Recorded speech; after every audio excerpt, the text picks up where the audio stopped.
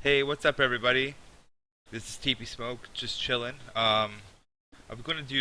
I'm gonna start doing reviews of things. So this is gonna be my first kind of review of WWE Fastlane. Um, and kind of how I want to break it down is I'm gonna not really review the matches, but I'm gonna more review the story points, as I like to call them, the story value of the matches. And we'll see how it goes, and if people like it, we'll carry on and we'll keep doing it. So I just want, and this should be a pretty quick video because there's a lot of other people out there that do a lot of videos and stuff that get into serious depth. But I'm going straightforward. We're going to be talking about the stories, and um, that's it. So Fastlane opened up pre-show with Kalisto versus Alberto Del Rio, and it was a best of three match. So the storyline for this one has been kind of Del Rio's been around saying, "Yo, Kalisto sucks," and Del Rio seems to be like was on the rise kind of thing, and Kalisto's been kind of just sitting around doing nothing, holding on the belt and beating Del Rio. So you would naturally assume that Del Rio would have won this, but he didn't, and the story value there is like zero because no one else is like in the mix, so to speak. Callisto is just kind of there, and he's holding the belt now.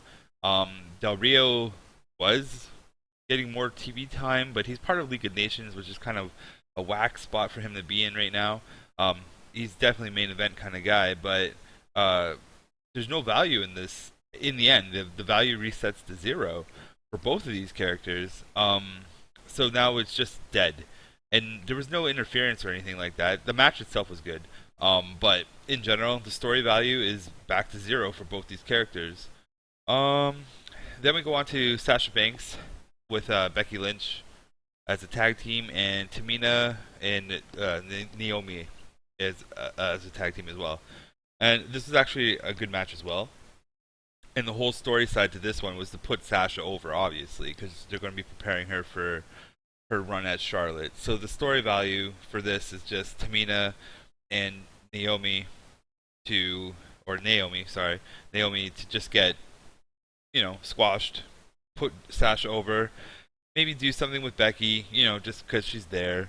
But if you watched Raw later, you can see that they're kind of building up a Becky versus Sasha kind of thing. But we'll see. The story value is definitely there because Sasha won. Sasha and Becky won, moving them up the ranks, so to speak, towards a better story with Charlotte. Tamina and Naomi were just there to push the story along. So points went up for both Becky and Sasha. Um, then we get on to and Sasha, obviously Sasha and Becky won. So then we get on to Kevin Owens versus Dolph Ziggler, which was a pretty dope match. I really like whoever would have expected Dolph Ziggler to win is just incredibly silly. So I obviously the story value for Kevin Owens to win is higher right now. It could have went either way because if Ziggler won, then Owens would have been like, "Oh, time for a rematch," blah blah blah, and they could have played up some more story value there. But technically, with Kevin Owens winning, and there was no interference or anything, no one stepped up. So now like the storyline for Kevin Owens is kind of just dead, right? It's just gone. So there's a belt there. Now he needs someone to feud with, which you think would be AJ Styles, but if you watched Raw yesterday, then there's no feud going on for Kevin Owens right now because he didn't interfere with AJ Styles, so it was kind of a waste right now. So Kevin Owens is kind of in story limbo. Dolph Ziggler, he always puts people over. He's really good at pushing the story element, but there's no more story for Kevin Owens. So Dolph Ziggler is back to zero. Depends on what they're going to do with him, but he's back to zero now. And yeah, Kevin Owens wins. No interference. Nothing to push the story forward for Kevin Owens. Not even anything to push forward to a WrestleMania appearance yet. So he's just in limbo, story limbo, right? Then we had the Titans of Raw versus the Wyatts, right?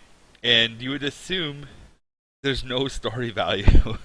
And it makes me laugh still just thinking about it. There's no story value with the Titans of Raw winning, with the exception of Ryback, right? But Ryback is Ryback. No one really. I don't know if anyone even likes Ryback, but there's tons of story value for the Wyatts to win and become the new Titans, because that's kind of what they've been hyping the whole time, right? Um, but that didn't happen. The Wyatts got squashed, and their story points got reset to zero. Like that night, it was just like, nope, Wyatts, you're dead again.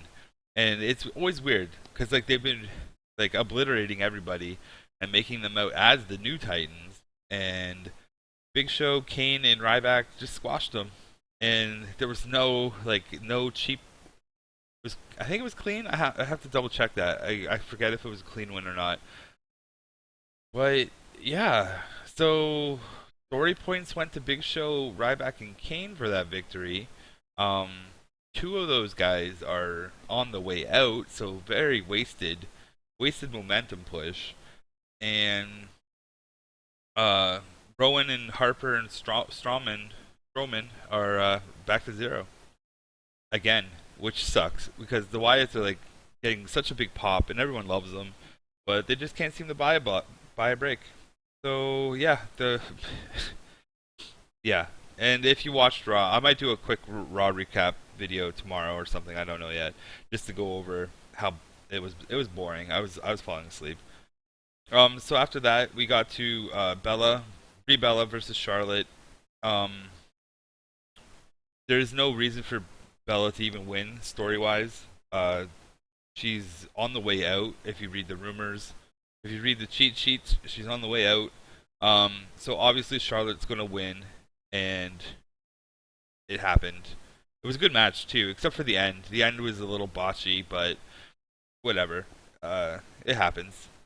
So yeah, now it's kind of like up to like Charlotte obviously gets to push forward and a little bit more story points, more value in her story after beating Brie, because she's been coming off as a really good heel, and her beating Brie, or yeah, Brie just made her even more of a heel.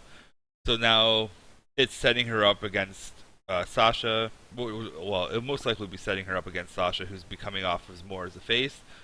So it was a good win for Charlotte to to push her more as the heel. So bonus points for her, and Brie Bella's back to zero because she's on the way out, which is a good thing. Um, what do we got next? Oh yeah, AJ Styles versus Jericho, which was dope. Dope match. The story value into this one in particularly is quite low. Um, because Jericho's on his way out, so if Jericho's going to win, well, like I can't say Jericho's on the way out. Jericho is a pusher now, right? There's no championship belt in his foreseeable future, even though um, he should probably get the U.S. title off of Kalisto, because Kalisto is doing nothing with it. So put it on an active wrestler who can do stuff, or give it to AJ Styles even, whatever.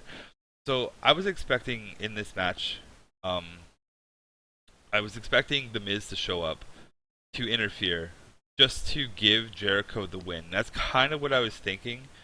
Um, just to push more story between the three-way match, possibly at Mania between Miz, AJ, and Jericho. But Miz never came out, so it was a clean match with a clean victory, and AJ won. So this pushes AJ forward a little bit more story-wise too. And they kind of ended the story with Chris Jericho and the handshake of, yes, we're homies now. I respect you because you beat me twice. So yay, they're buddies now. Which you see also on Raw that they're like, yeah, we're buddies. So yeah, there's really now like AJ's kind of just there. Uh, no feud for him anymore. So his story points kind of stay at a, you know, neutral, like zero. He didn't gain anything. He didn't lose anything either. So we'll have to see what they're planning on doing with him because he needs somebody now. And the tag match that he had on Raw was just a waste of time.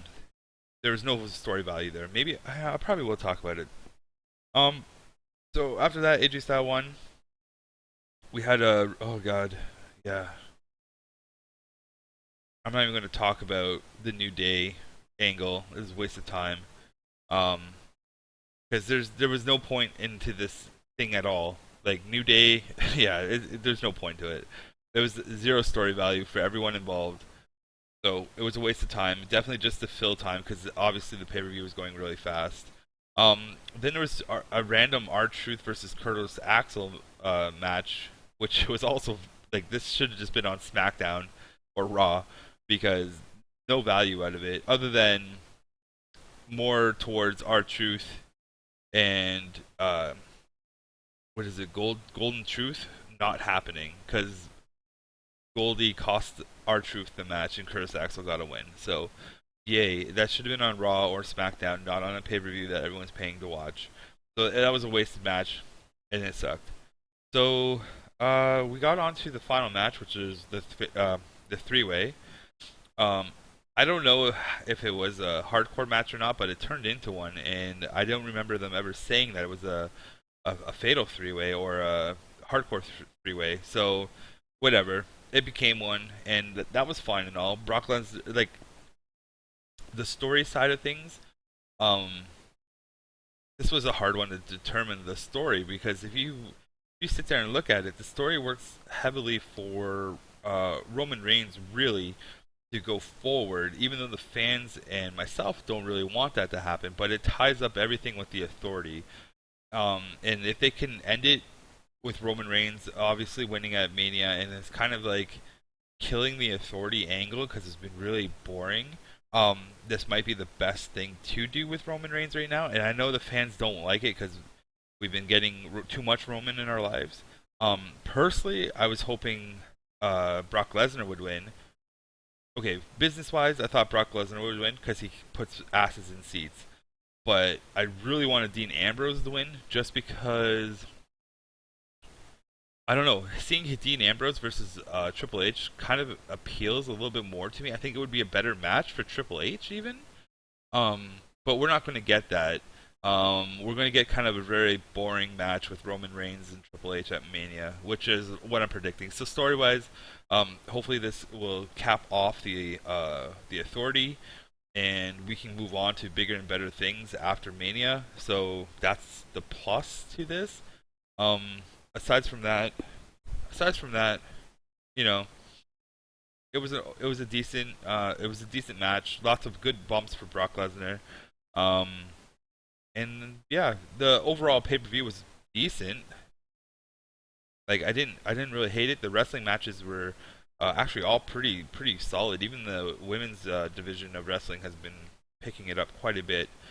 So we'll have to see how it plays out for Raw. The next we got like 6 Raws between now and Mania, and we'll just see how it all plays out story wise.